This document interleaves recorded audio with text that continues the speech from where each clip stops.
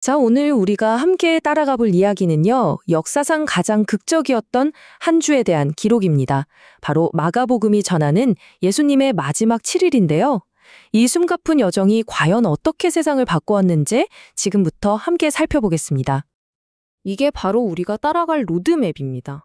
환호 속에서 예루살렘에 입성하는 순간으로 시작해서 팽팽한 긴장감 속에 이어지는 가르침들, 그리고 운명의 최후의 만찬을 거쳐서 마침내 십자가와 모든 것을 뒤바꾼 부활까지 정말 숨 돌릴 틈 없이 이어지죠. 이 흐름을 한번 같이 따라가 보시죠. 모든 이야기는 예루살렘 입성, 바로 여기서부터 시작됩니다. 근데 이게 그냥 평화로운 등장이 아니었어요. 예수님은 도착하시자마자 성전의 한복판, 그러니까 그 심장부로 들어가서 기존의 질서를 완전히 뒤엎어버리죠. 이건 기존 권위에 대한 정면 도전이나 마찬가지였습니다. 사실 예수님의 행동 하나하나가 다 상징적이에요. 그냥 넘어갈 게 하나도 없죠. 예를 들어 볼까요? 입만 무성한 무화과 나무를 저주한 사건이 있는데 이게 그냥 화가 나서 하신 행동이 아니라는 겁니다. 열매는 없고 겉모습만 화려한 신앙, 바로 그걸 향한 아주 강력한 경고의 메시지였던 거죠. 자, 성전에서 한번 부딪혔잖아요. 그러니까 분위기가 정말 팽팽해집니다. 예수님도 이제 시간이 얼마 남지 않았다는 걸 아셨던 것 같아요. 그래서 제자들에게 정말 중요한, 어떻게 보면 마지막이 될 수도 있는 가르침과 경고를 남기기 시작하십니다. 그중 하나가 바로 포도원 농부 비유인데요. 이 이야기를 통해서 마치 자신의 미래를 예언하듯이 말씀하세요. 결국 종교 지도자들한테 배척당하고 죽게 될 거라는 좀 섬뜩한 이야기죠. 다가올 비극을 그대로 보여주는 일종의 예고편이었던 셈입니다. 그런데 이렇게 긴장감이 넘치고 막 경고가 오가는 상황 속에서도 예수님의 메시지는 딱 하나로 귀결돼요. 그게 뭘까요? 바로 사랑입니다. 가장 중요한 건 하나님을 온 마음으로 사랑하고 또 내 이웃을 내 몸처럼 사랑하는 거다.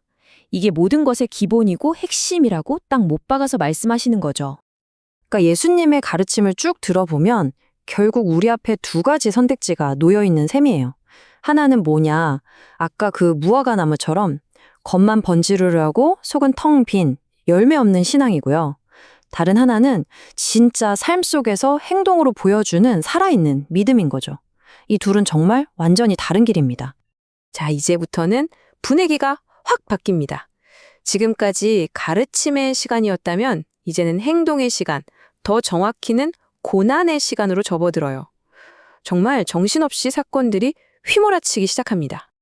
겟세마네 동산에서 홀로 기도하시던 그 순간부터 시작해서 배신, 체포, 그리고 제자들의 부인, 말도 안 되는 재판까지 이 모든 게 정말 하룻밤 사이에 폭풍처럼 지나가 버려요. 그 누구도 이 거대한 흐름을 멈출 수가 없었던 거죠. 결국 십자가형이 선고되고 맙니다. 그리고 예수님께서 십자가 위에서 마지막 숨을 거두시는 바로 그 순간 정말 놀라운 일이 벌어집니다. 성전에 있던, 그러니까 신과 인간의 공간을 딱 가로막고 있던 그 두껍고 거대한 휘장이요.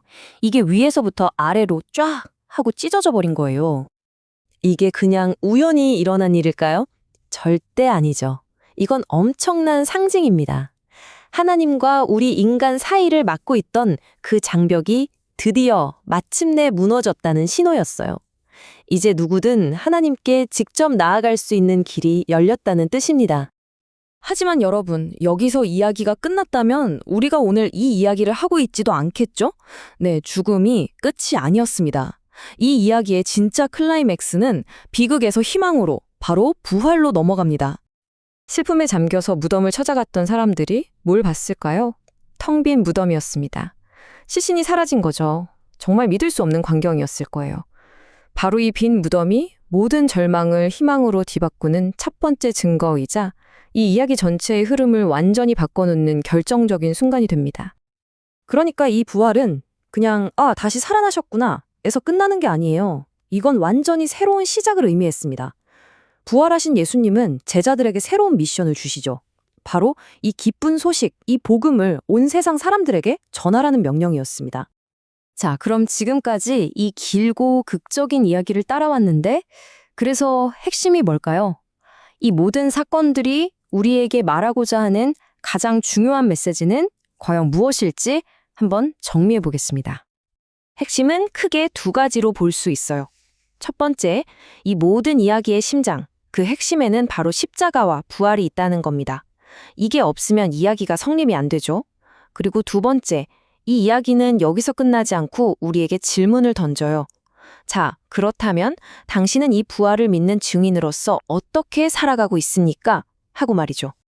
결국 이 이야기는 우리를 그냥 구경꾼으로 내버려 두지 않아요. 우리를 초대하는 거죠.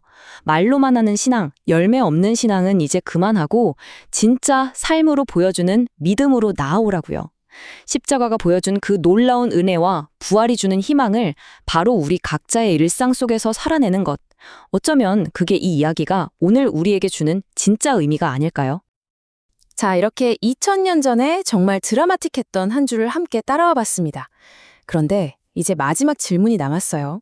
이 오래된 하지만 정말 강력한 이야기가 오늘에 살아가는 바로 당신에게 또 저에게 과연 어떤 의미가 있을까요? 아마 진짜 중요한 탐구는 바로 이 질문의 답을 찾아가는 과정에서 시작될 겁니다.